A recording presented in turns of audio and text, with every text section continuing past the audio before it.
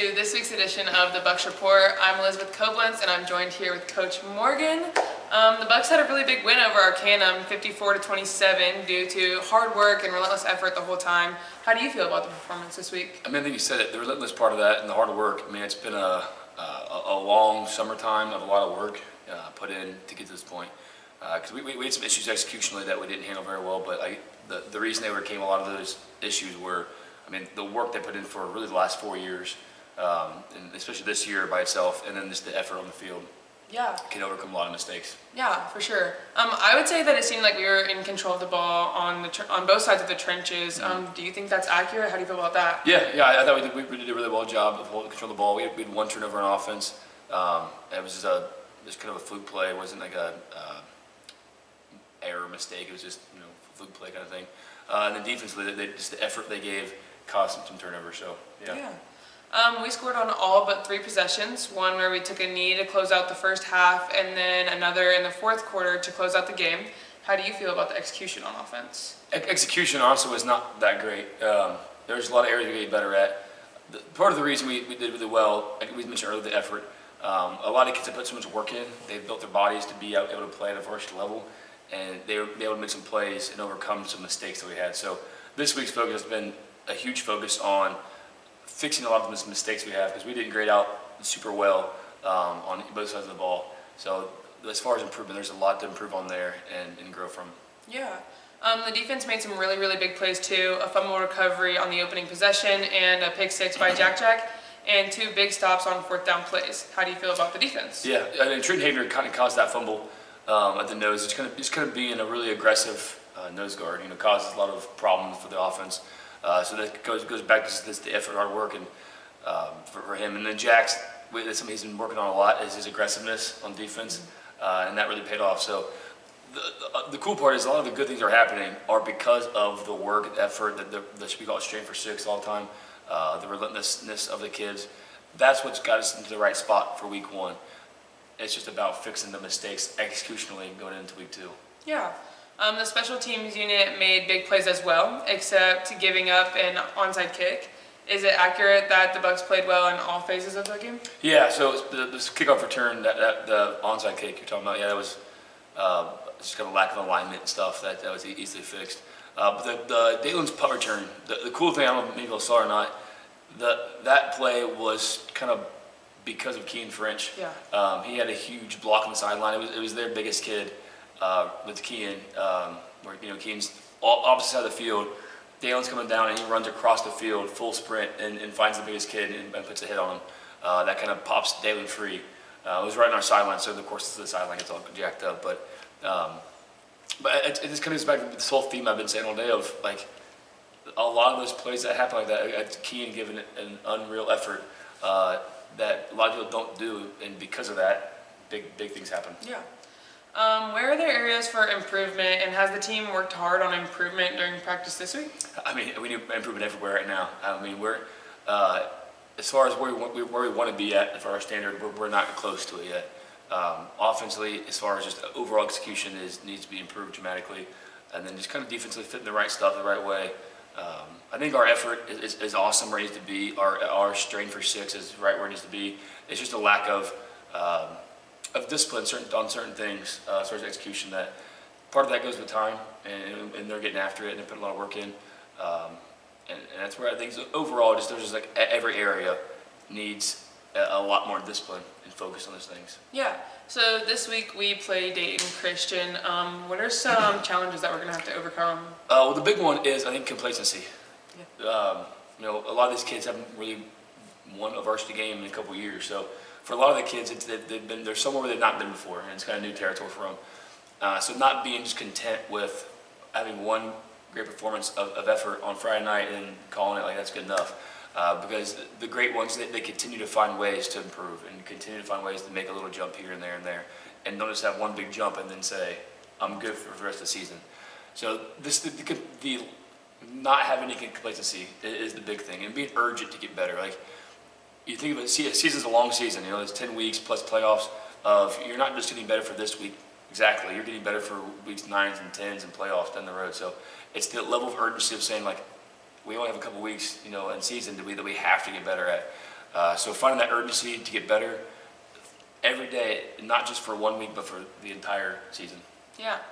So that's all I have. Next session I'll be joined with our two Predators this week, Jordan Miller and Eli Brooks.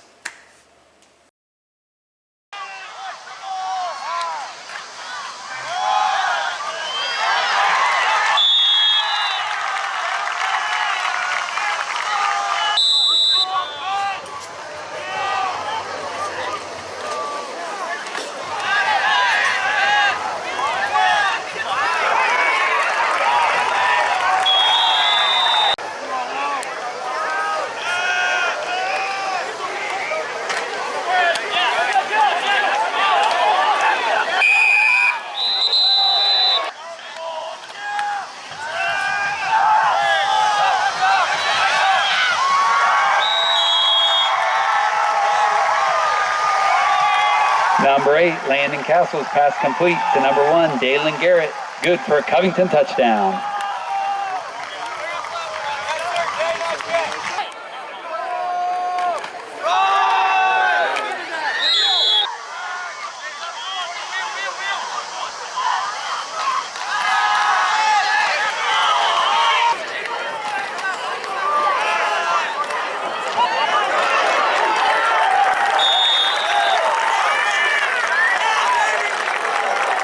Number 4, Jordan Miller carries the ball for a Covington first down.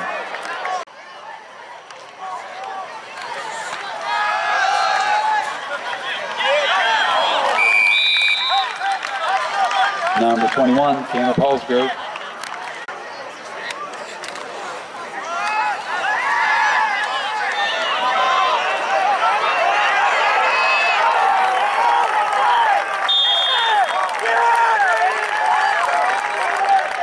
Number 8, Landon Castle carries the ball for a Covington first down.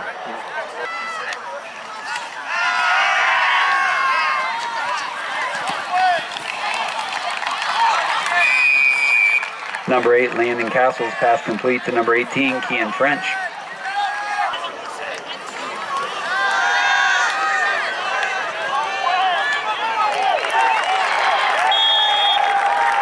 Number 8, Landon Castle's pass complete to number 2, Jack Blumenstock. Good for a Covington first down.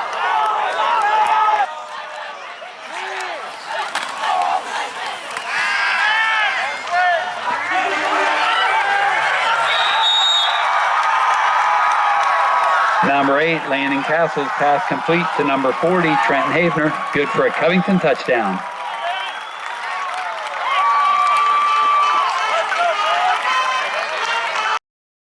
Welcome back to the Bucks Report for this week. Now I'm joined with this week's two Predators, Eli Brooks and Jordan Miller. Boys, can you guys tell me a little bit about what it means to you guys to be Predators and just what it means in general? Alright, so it means a lot for me to be a Predator. It's a high standard and it's hard to reach, and it feels good to be there, and it feels better to bring the people up with you. And I'm glad I get to be there, and I'm glad I get to set the standard.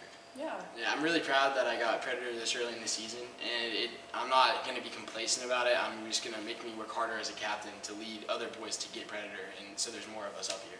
Yeah, that's a really good way to look at it. What have you two done specifically to better yourselves this year to get Predator even earlier in the year than you did last year, or maybe get it this year? I'd say just now that I'm a sophomore, just stepping up into a leader role so I can lead the line and just do what the senior Garrett Hobbs did when I was a freshman, and just lead people and make sure we know what we're doing. Yeah. I've been trying to bring positive energy to the team and talking more, and that's it. Yeah, so last week, Jordan, you ran really hard and you had 60 yards per carry for 84 yards, and you also led the team with a high of 13 tackles. So kind of what does that mean to you? Like, how do you feel about your performance? Can you explain a little bit about that? It means a lot to me to see I'm doing good this year. For my offensive carries, they were more to the O-line, pushing people back, giving me a hole.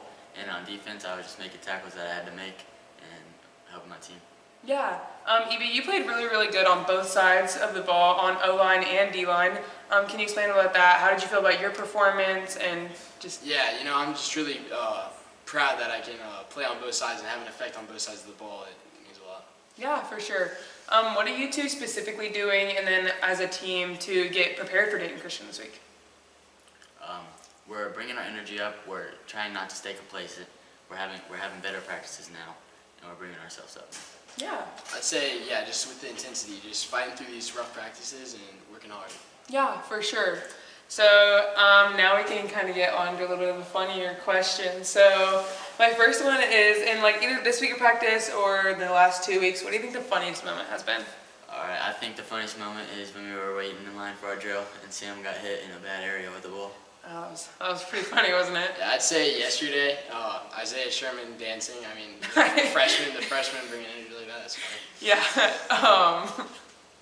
Was there anything funny that they said in the last game against Arcanum that Arcanum said or we said or anything like that? Like.